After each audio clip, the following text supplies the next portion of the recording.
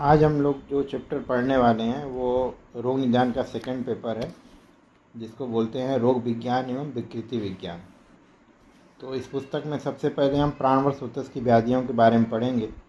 प्राणवर्ष उत्तक की व्याधियों के बारे में हम देखते हैं तो सबसे पहले हमें प्राणवर्ष उत्तक के बारे में जानना है।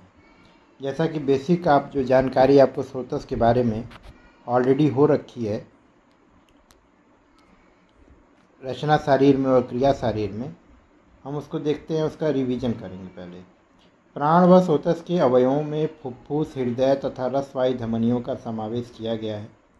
उरह प्रदेश को कफ का स्थान माना जाता है। उरह प्रदेश में यदि कफ की अधिकता या कफ का क्षय मिलता है तो प्राणवर्ष उत्तक की विकृति मानी जा सकती है या हो सकती है। इसी प्राणवर्ष उत्तक में श्वसन की प्रक्रिया का वर्णन जो सारंगधर का बहुत सुंदर श्लोक है, जिसको सभी को याद होना चाहिए। यह आयुर्वेदिक रिफरेंस है रिस्पायरेशन का। नाभिस्त्र प्राणपवन स्पृष्ट्वा हृदकमलांतरम कंठात् बहि विनर्याति पातुम विष्णुपदामृतम पीत्वा च अम्बर पीयूषम पुनरायति वेगतः प्रीणन दे अखिलम जीवनम च जठरम। इसकी मीनिंग में नहीं जाऊँगा, क्रियाशरीर के लेक्चर में आपको मिल जाएगा। हम यहाँ पे मूल के बारे में पढ़ना चाहते हैं। तो प्राणवर्ष उत्तक के मूल जो है हृदय, फुफ्फुस और रसवायु धमनियाँ होती हैं, जिसका रेफरेंस आता है प्राण वहे द्वे त्रयोमूलम हृदयम रसवायनस्य धमनिया। इन प्राणवर्ष उत्तक की दुष्टि के जो हेतु होते हैं, जो सामान्य हेतु होते हैं, वो क्या होते हैं? क्षयात संधारणात रौक्ष्यात व्यायामात क्षुदितस्य च प्राणवाहिनी दुष्यंती स्रोतस्य न दारुड़ा। चरक विमान 5/10। यानी प्राणवर्ष उत्तक के मुख्य 4 कारण माने जाते हैं। पहला है आपका धातु क्षय, दूसरा वेग संधारण, तीसरा क्षुधा आदि का वेग उपस्थित होने पर भी व्यायाम करना, और 5वें नंबर पे है रुच्च आहार का सेवन। प्राणवर्ष उत्तक की दृष्टि के लक्षण हम देखेंगे तो उसके में चरक जी कहते हैं तद्यता अतिसृष्टम अतिबद्धम कुपितम अल्प अल्पम अभीक्षणम वा सशब्द स्थूलम उच्चवंतम दृष्टवा प्राणवायनस्य स्रोतांश प्रदुष्टानि विद्यात। यानी श्वास आधिक्य, श्वास का अधिक होना, बद्ध श्वास होना, रुक रुक कर श्वास चलना, अल्प या मुहुर्मुहुर या सशूल शब्द या सशब्द श्वास का आना, ये इसके सामान्य दृष्टि के लक्षण होते हैं। जो हमारे सिलेबस के अनुसार हमें बीमारियां पढ़नी हैं, उसमें सबसे पहले आपका हिक्का है, कास है, श्वास है, उरह-छत है, शोष है और मोस्ट इम्पॉर्टेंट राजक्षमा है। तो हम एक एक करके सभी को पढ़ेंगे। सबसे पहले हम पढ़ते हैं हिक्का रोग। हिक्का रोग में व्याधि परिचय। आचार्य चरक ने हिक्का तथा श्वास रोग का एक ही अध्याय में वर्णन किया है। यानी उनके निदान और समावेश कुछ हद तक लक्षण भी एक ही जैसे होते हैं, संप्राप्ति भी लगभग एक ही जैसी होती है। इस वजह से उन्होंने हिक्का और श्वास के एक ही अध्याय में वर्णन किया है। थोड़ा सा अंतर क्या है? हिक्का वात कफज और आमाशय समुद्र व्याधि है। क्योंकि हम हिक्का के बारे में पढ़ रहे हैं, इसी को डिटेल करेंगे। हिक्का कई व्याधियों का लक्षण है, इसको हिकअप इंग्लिश में बोलते हैं, और यह स्वतंत्र व्याधि के रूप में भी उपस्थित होती है। कभी कभी हिक्का बिना कष्ट के भी अल्प स्वरूप में उत्पन्न होती है। जब भी डायफ्राम वगैरह का इरिटेशन होता है, कुछ बहुत अधिक मिर्च मसाला खाने से थोड़े बहुत देर के लिए हिक्का आ सकती है, परंतु बिना किसी चिकित्सा के यह शांत भी हो जाती है। तो इसका मतलब ये कि कभी कभी यह स्वतंत्र रूप में और कभी कभी परतंत्र व्याधि के रूप में, यानी किसी अन्य व्याधि के लक्षण के रूप में दिखाई देती है। व्युत्पत्ति या निरुक्ति देखते हैं। हिकम इति कृत्वा कायति शब्दायति इति हिक्का। यानी जिस व्यक्ति में हिक हिक शब्द उत्पन्न होता है उसे हम हिक्का रोग कहते हैं। रिफरेंसेस हमेशा याद रखना है। चैप्टर्स के नाम कुछ बता देता हूँ। चरक संहिता चिकित्सा स्थान में अध्याय 17, सुश्रुत संहिता उत्तर तंत्र में अध्याय 50, अष्टांग हृदय चिकित्सा स्थान में अध्याय 4, माधव निदान में अध्याय 12 और भाव प्रकाश में अध्याय 13। ये इसके प्रमुख चिकित्सा संदर्भ है। परंतु 2 हमें याद रखना चाहिए, वो चरक संहिता चिकित्सा स्थान अध्याय 17 और सुश्रुत संहिता में उत्तर तंत्र में है और अष्टांग हृदय में चिकित्सा स्थान में है। इतना पर्याप्त। निदान में हम देखते हैं क्या आता है। निदान में वस्तुतः जो है वह विदाही द्रव्यों का अति सेवन, यानी जो बहुत ज़्यादा जलन पैदा करते हैं, मिर्च हो गया, कटु कोई चीज़ हो गई, मरीच हो गया, ऐसी चीज़ें। गुरु विष्टम्भी रुच्छ अभिसंधि भोजन का सेवन, अति शीतल जलादि पेय का अगर आप सेवन करेंगे, अति शीतल होगा तो भी हिक्का उत्पन्न हो जाती है। जो लोग अति ठंडा भोजन करते हैं और शीत स्थान में रहते हैं, उनमें भी यह रोग देखने को मिलता है। रज धूम तेज हवा अग्नि का सेवन हो सकता है, अति व्यायाम के कारण भी होता है। साहस से अधिक कार्य करना, निश्चित रूप से जितना आपका बल है उससे अधिक आप कार्य करेंगे तो श्वास के साथ साथ हिक्का भी उत्पन्न हो सकती है। अति भार वहन और अति मार्ग गमन से भी हो सकता है, वेग संधारण से भी हो सकता है। व्रत उपवास आदि अपतर्पक कर्म का अधिक करना, जिससे शरीर में क्षय होता हो, ये चीज़ हो सकती है। आम दोष अभिघात और अति व्यवहाय से भी हो सकता है। क्षय रोग में भी हिक्का देखने को मिलता है। वातादि दोषों का अति प्रकोप होगा तो भी देखने को मिलेगा। कुछ जो व्याधियाँ उपद्रव स्वरूप में हिक्का होती है, इसमें पांडु में, अल्सक में, उरज छत्र में, उदावर्त में, रक्त पित्त में, विसूचिका, अतिसार, ज्वर आदि में भी हिक्का आ सकता है। संप्राप्ति में हमें जो श्लोक याद करना है। मारुति मारुता प्राणवाहिनी स्रोता साविस्य कुपिति उरस्त कफम उद्यम हिक्का श्वासानी करुती, यानी ये हिक्का और श्वास दोनों का रिफरेंस है। निदानों का अति सेवन, वात का प्रकोपित होना, हिक हिक ध्वनि का उत्पन्न होना और हिक्का रोग हो जाना। श्लोक क्या कह रहा है कि प्रकोपित वात दोष प्राणवायु स्रोतस में प्रवेश करके वक्ष प्रदेश में स्थित कफ को उभाड़ करके प्राणवायु का अवरोध उत्पन्न करके 5 प्रकार के हिक्का और 5 प्रकार के श्वास को उत्पन्न करते हैं।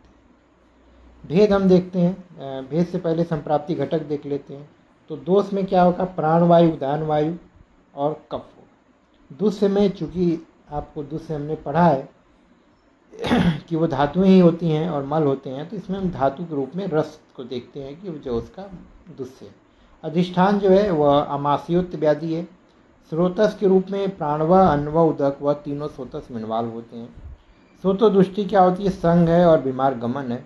स्वभाव क्या है, मृदु होता है। अग्नि दृष्टि, अग्निमांद निश्चित रूप से सभी प्रकार के रोगा स्वरूपी मंदो अग्नि। साध्यता असाध्यता में साध्य कहलाती है। आचार चरक एवं सुश्रुत मतानुसार हिक्का के कितने भेद हैं, इसको हम देख लेते हैं। आचार चरक के अनुसार महाहिक्का, गंभीरा हिक्का, व्यपेता, क्षुद्रा, अन्नजा 5 प्रकार की हिक्का है। अच्छा, सुश्रुत के अनुसार महाहिक्का, गंभीरा, यमला, क्षुद्रा और अन्नजा। यानी अंतर कहाँ है, अंतर है आपका चरक ने व्यपेता बताया है और आचार्य सुश्रुत ने उसी जगह पे यमला हिक्का बोला है। पूर्व रूप में हम देखते हैं कि हिक्का का पूर्व रूप क्या होता है। तो कंठो रसो गुरुत्वम च वदनस्य कषायता हिक्का नाम पूर्व रूपाणी कुच्छेर आटोप एव च, यानी कि कंठ और उदर प्रदेश में गौरव होना, कटु आस्यता होना यानी बिटर टेस्ट ऑफ माउथ, और कुच्छी में आटोप यानी फ्लैटुलेंस का होना, कुच्छी में गुड़गुड़ की ध्वनि आना, किसी तरह डायफ्राम पे प्रेशर करेगा जिससे कि हिक्का उत्पन्न हो सकता है। समान लक्षण में वही है कि मुख से बार बार हिक हिक विशिष्ट ध्वनि उत्पन्न होती है। और भेदानुसार लक्षण अब हम देखते हैं। तो महाहिक्का को हम लोग क्या बोलते हैं, उसके पर्याय के रूप में याद करना है। महामूला, महावेगा, महाबला, महाशब्द, ये कहा जाता है महाहिक्का। यह सद्य प्राणहर मानी जाती है, यानी अरिष्ट के समान है ये। कब होता है, मांस, बल, प्राण व तेज का क्षीण होना, प्राण व एवं मर्म वायु स्रोतस एवं अग्नि को सकप वायु अरुद्ध कर ज्ञान को नष्ट कर शरीर में जकड़ाहट उत्पन्न करना, अश्रुपूर्ण नेत्रता लाना, अन्न व उदक व स्रोतस का अवरोध करना, वाक स्तब्धता लाना, शंख प्रदेश में स्तब्धता लाना, स्मरण शक्ति का नाश करना और संपूर्ण शक्ति में कंपन करना। तो ये चीज़ें होती हैं महाहिक्का के लक्षण। अब आते हैं गंभीरा के। गंभीरा हिक्का जो उसको प्राणांतकी कहते हैं, ये शब्द आप याद रखिएगा। रोगी अत्यंत कृश एवं दीन होता है। रोगी छाती से बहुत अधिक कठिन शब्द, गंभीर शब्दों के साथ जम्भाई लेता हुआ अंगों को संकुचित या कभी फैलाता है। तमा प्रदेश हो सकता है। रोगी के बल व मन का व्यापार नष्ट हो जाएगा। यानी शरीर और मन क्या सोच रहा है कुछ समझ में नहीं आएगा। और रोगी उच्छ्वास के समय दोनों पार्श्वों को संकुचित करता है। तो ये इसकी पहचान है। और इसका जो प्राणांतकी इसका नाम दिया। व्यपेता को एक और नाम दिया गया। व्यपेता को क्या बोलते हैं? प्राणोपरोधिनी। ये जो टर्म है इसको याद रखिएगा। व्यपेता हिक्का अन्न से उत्पन्न होती है, यानी असित खादित पीत लीड के सेवन से उत्पन्न होती है। हिक्का के समय प्रलाप हो सकता है, कभी बमन भी हो सकता है, अतिसार हो सकता है, तृष्णा हो सकता है, ये चीज़ें उसमें मिलती हैं। ज्ञान शून्यता और मुख शोष भी हो सकता है। उदर में आधमान हो सकता है। शरीर के आगे या पीछे टेढ़ा हो सकता है। अन्न पाक के पश्चात इसमें वेग में वृद्धि हो जाती है, इसलिए इसको हम लोग ये मानते हैं कि भोजन के बाद होने वाला यह उत्पन्न होता है। इसको प्राणोपरोधिनी बोलते हैं। जो भोजन करने के बाद कभी कभी हिक्का आती है तो वो आप समझ सकते हैं कि वह व्यपेता हिक्का है। क्षुद्रा हिक्का, किसी प्रकार का अगर थोड़ा बहुत एक्जर्सन होता है तो वात कोश से कंठ प्रदेश में जब जाती है तो क्षुद्रा नामक हिक्का उत्पन्न होती है। कष्टकारक नहीं होती है और किसी प्रकार की बाधा उरह प्रदेश सिरह प्रदेश या मर में उत्पन्न नहीं करती। और जिन कारणों से हिक्का उत्पन्न होती है उन्हीं से इसका संबंध भी आता है। जैसे आपने पानी पिया और अटक गया और हिक्का आई और फिर से आपने पानी पी लिया तो ठीक हो गया। तो इस प्रकार इसकी पहचान है। अन्नजा हिक्का जो होती है वो देख लीजिए। जो व्यक्ति सहसा अति मात्रा में अन्न या जल का सेवन करता है अचानक से तो उसको अटक जाता है। तो जो अटकता है उससे एक हिक्का उत्पन्न होती है, उसी को हम लोग अन्नजा हिक्का बोलते हैं। और पानी पीने से या भोजन जब पूरा ढंग से निगल जाता है तो हिक्का शांत हो जाती है। अब एक सुश्रुत ने एक यमला हिक्का ऐड किया था तो उसका एक अलग से लक्षण, यमला मतलब दो। तो आचार्य सुश्रुत ने व्यपेता के स्थान पे यमला हिक्का दिया, जिसमें यह हिक्का सिर और ग्रीवा में कंपन उत्पन्न कर रुक रुक कर दो वेगों को एक साथ उत्पन्न करती है। ठीक है, जैसे तो दो तरह का हिक्का अगर आया एक साथ तो वह यमला हिक्का कहलाती है और थोड़ा कष्ट साध्य होता है। साध्या साध्य या मोटे लेवल पे हम समझेंगे तो महाहिक्का, गंभीरा और व्यपेता जो है वो असाध्य है और क्षुद्रा और अन्नजा जो होती है वह साध्य है। प्रलाप आदि उपद्रव उत्पन्न हो गया तो हिक्का असाध्य हो जाएगी। वृद्धावस्था में अगर उत्पन्न हो गया तो हिक्का असाध्य हो जाएगी। और हिक्का के कारण जिस रोगी का संपूर्ण शरीर जो है खिंच जाता हो, आंखें चढ़ जाती हों, वह हिक्का भी असाध्य होता है। अगर मॉडर्न कोरिलेशन में हम देखते हैं तो hiccup is an abrupt inspiratory muscle contraction followed immediately by the closure of the glottis, जिसकी वजह से ग्लॉटिस के बंद होने से हिक की आवाज़ आती है। इटियोलॉजी में सबसे जो कॉमन है वो याद कर लीजिए। Diaphragmatic irritation by local mechanical causes, gastrointestinal bleeding, myocardial infarction, oesophageal diseases, azotaemia. ठीक, एजोटोमिया क्या होता है? जिसमें ब्लड यूरिया, नाइट्रोजन या सीरम क्रिएटिनिन बढ़ जाए, तो ऐसी कंडीशन में आपको हिक्का आती है जो क्रोनिक रीनल फेल्योर के पेशेंट होते हैं। इंटर एब्डोमेन डायफ्रैग्मेटिक, सुप्रा डायफ्रैग्मेटिक और सेंट्रल नर्वस सिस्टम डिसऑर्डर में भी ये हिक्का आ सकती है। तो ब्लड यूरिया नाइट्रोजन की नॉर्मल वैल्यू 8 से 20 मिलीग्राम पर डीएल होती है और सीरम क्रिएटिनिन की 0.70 टू 1.40 मिलीग्राम पर डीएल होता है। क्लिनिकल फीचर में आपका abrupt inspiratory muscles contraction followed by the closure of glottis, ये इसके क्लिनिकल फीचर है। Chest heaviness in chest region और रेस्टलेसनेस होगी और क्रोनिक डायफ्रैग्मेटिक स्पाज्म आकर होगा। इन्वेस्टिगेशन में आप अल्ट्रासाउंड करा सकते हैं, एंजियोग्राफी भी करा सकते हैं या फिर बेरियम कॉन्ट्रैक्ट एग्जामिनेशन, इस तरह का टेस्ट अगर कराना चाहें तो करा सकते हैं। तो ये हमारा हिक्का रोग का पूरा एक्सप्लेनेशन था। कोई डाउट होता है तो कमेंट सेक्शन में लिख सकते हैं।